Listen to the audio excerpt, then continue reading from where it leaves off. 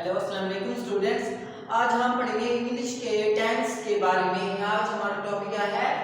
English में present tense क्या होता है, present indefinite, present perfect tense और प्रेजेंट कंटीन्यूअस टेंस। तो इससे पहले मैं आपसे दरख्वास्त करूंगा कि आप अगर आपको वीडियो पसंद आए तो वीडियो को लाइक कीजिएगा, वीडियो को शेयर कीजिएगा और चैनल सब्सक्राइब नहीं किया तो इस चैनल को सब्सक्राइब करना मत भूलिएगा। इसके साथ ही चलते हैं बोर्ड की तरफ। आज हम देखते हैं प्रेजेंट टेंस कौन से होते हैं, प्रेजेंट इंडेफिनिट कौन से होते हैं, प्रेजेंट परफेक्ट कौन से होते हैं। तो चलिए स्टार्ट करते हैं। आज का टॉपिक सब्जेक्ट हमारा है इंग्लिश। आज का हमारा टॉपिक क्या है? प्रेजेंट इंडेफिनिट के बारे में।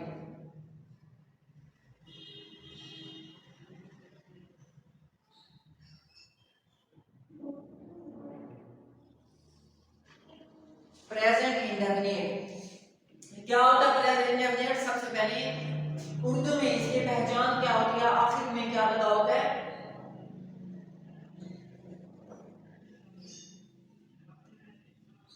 आखिर में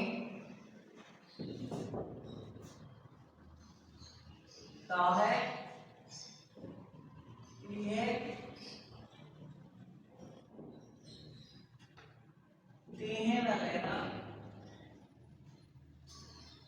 इसमें हेल्पिंग वर्ब क्या होता है?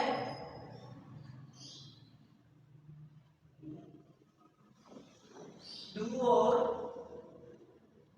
डज। हेल्पिंग वर्ब क्या होगा? डू और डज। ऐसा उर्दू का फिक्र, उर्दू का ऐसा सेंटेंस जिसके आखिर में ता है, ती है या ते हैं आ रहा होता है, वो क्या होता है? Present indefinite. क्या होता है? Present indefinite. जैसे मैं कहता हूँ वो खाना खाता है, आखिर में खाता है, ता है आ रहा है आखिर में। वो कपड़े धोती है, आखिर में ती है। वो स्कूल जाते हैं, आखिर में ता आ रहा है, ते हैं आ रहा है। आखिर में ता है, ती है, ते हैं आए तो वो होता है प्रेजेंट इंडेफिनिट। क्या होता है? Present indefinite. और प्रेजेंट इंडेफिनिट में हेल्पिंग वर्ब डू और डज लगता है। हमेशा प्रेजेंट इंडेफिनिट में हेल्पिंग वर्ब डू और डज होता है। अब प्रेजेंट इंडेफिनिट की तीन तरह के सेंटेंस होते हैं: सिंपल सेंटेंस, नेगेटिव सेंटेंस और इंटरोगेटिव सेंटेंस। सिंपल सेंटेंस क्या होगा?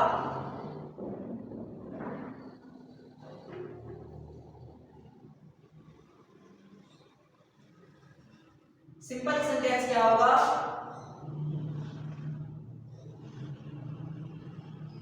वो खाना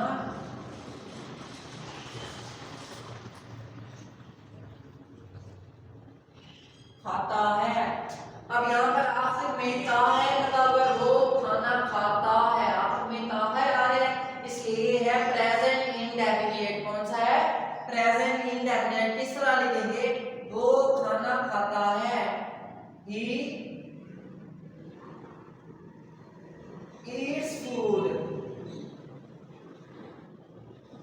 अब ईट क्या है? ईट वर्ब की फर्स्ट फॉर्म है। ईट क्या है? वर्ब की फर्स्ट फॉर्म है। ईट first form of verb. First form के साथ मैंने एस का इजाफा किया हुआ है, फर्स्ट फॉर्म के साथ एस लिखा हुआ है। क्यों? अब हेल्पिंग प्रेजेंट इंडेफिनिट में हेल्पिंग वर्ब डू और डज होता है हमेशा, लेकिन सिंपल सेंटेंस में हेल्पिंग वर्ब डू और डज नहीं लगाया जाता। सिंपल सेंटेंस में डू और डज नहीं लगाते। तो क्या लगाते हैं? सिंपल सेंटेंस में वर्ब की फर्स्ट फॉर्म के साथ एस या फिर एस लगा देते हैं। क्या लगाते हैं? सिंपल सेंटेंस में डू डज नहीं होता, वर्ब की फर्स्ट फॉर्म होती है। क्या होती है? वर्ब की फर्स्ट फॉर्म होती है और फर्स्ट फॉर्म के साथ एस या एस लगाते हैं। अब यहाँ पर ही ईट्स वर्ब की फर्स्ट फॉर्म के साथ एस लगा हुआ है। एस क्यों लगा है? क्योंकि ही क्या है?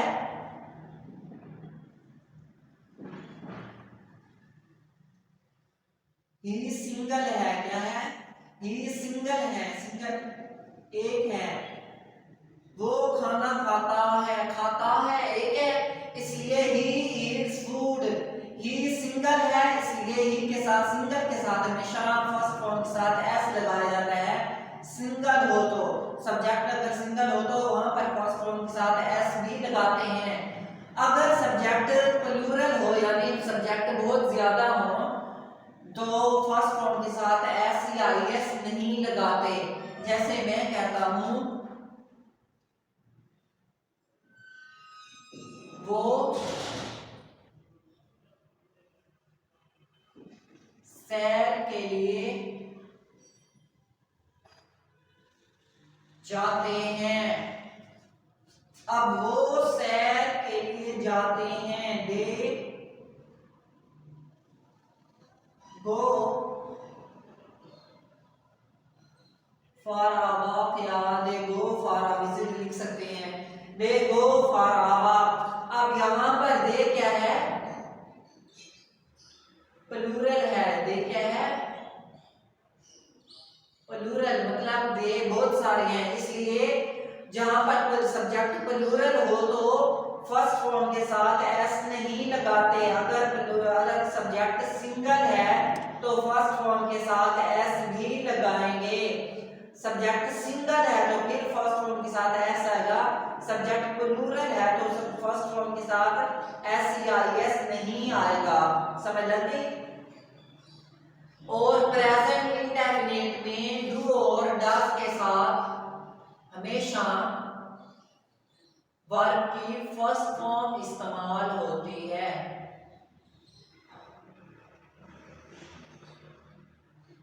डू और does plus first form verb, do और डज के साथ हमेशा फर्स्ट फॉर्म होती है।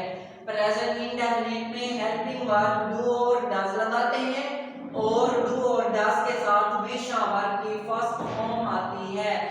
लेकिन सिंपल सेंटेंस में डू और डज नहीं लगाते, लेकिन फर्स्ट फॉर्म लगती है लेकिन डू और डज नहीं लगाते। डू और डज नेगेटिव और इंटरोगेटिव में लगाते हैं।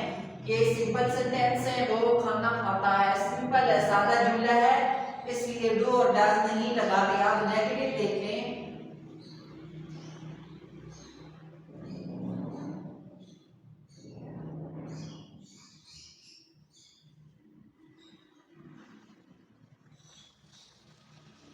नेगेटिव में मैं कहता हूं वो खाना नहीं खाते हैं, वो खाना नहीं खाता है, वो खाना नहीं खाता है। क्या आएगा, ही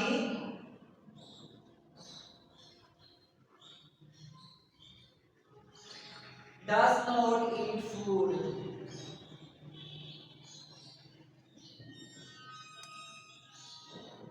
अब सिंपल सेंटेंस में डू या डज नहीं लगा था, लेकिन नेगेटिव में डज नॉट लगा हुआ है।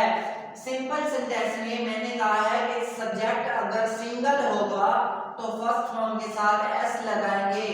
नेगेटिव में देखें सब्जेक्ट क्या है, सिंगल है, सब्जेक्ट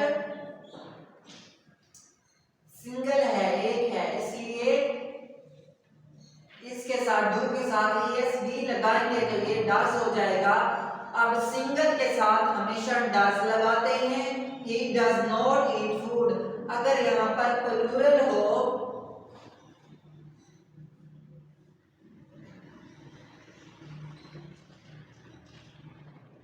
they do not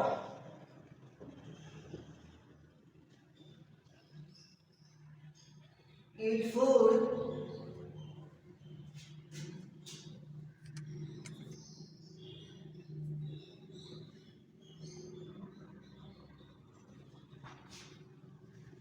अब यहाँ पर देखिए सिंपल सेंटेंस में डू और डज नहीं लगा हुआ, लेकिन जब वो खाना खाता है, सिंपल है, सादा जुमला है, इसके साथ डू और डज नहीं लगाया, लेकिन फर्स्ट फॉर्म के साथ एस लगा हुआ है। अगर मैं कहूँ वो खाना नहीं खाता है तो he does not eat food. He single है, ही सिंगल है, इसलिए सिंगल सब्जेक्ट अगर सिंगल हो तो उसके साथ डज लगता है। हमेशा सब्जेक्ट सिंगल हो तो उसके साथ डज। अगर डू आएगा। क्या आएगा? डू आएगा। सब्जेक्ट यहाँ पर क्या है?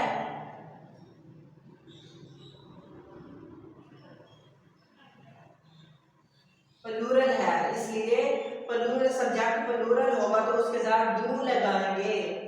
यहां तक क्लियर हो गया?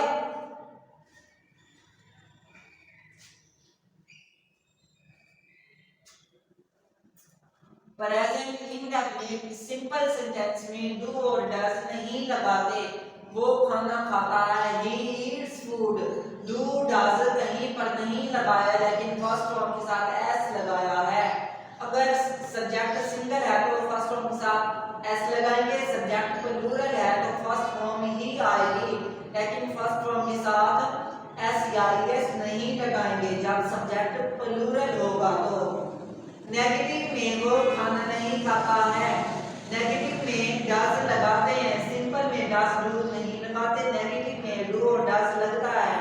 He does not eat food, subject single है इसलिए डज लगा हुआ है, पर सब्जेक्ट प्लूरल है, बहुत सारे हैं इसलिए डू लगा हुआ है। यहां तक समझाते? तो अब हम देखते हैं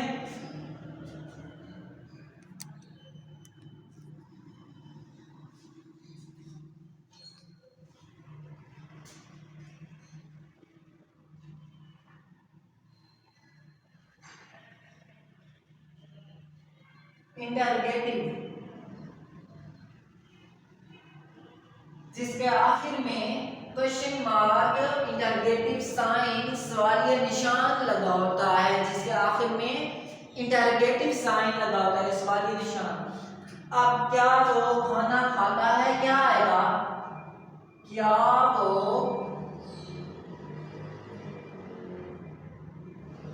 खाना खाता है? आखिर में क्वेश्चन मार्क, इंटरगेटिव साइन, सवालिया निशान लगा हुआ है। क्या वो खाना खाता है? Does he eat food? आखिर में सवालिया निशान क्वेश्चन मार्क आ जाएगा। अब प्रेजेंट इंडेफिनिट में डज हेल्पिंग वर्ब था, लेकिन इंटरगेटिव जब कोई सवाल बनाते हैं, बनाना हो तो हेल्पिंग वर्ब हमेशा शुरू में आता है। जब कोई सवाल पूछा जा रहा हो तो हेल्पिंग वर्ब हमेशा शुरू में लगाते हैं। क्या वो खाना खाता है? Does he eat food. Does क्या है? Helping verb. ईट क्या है?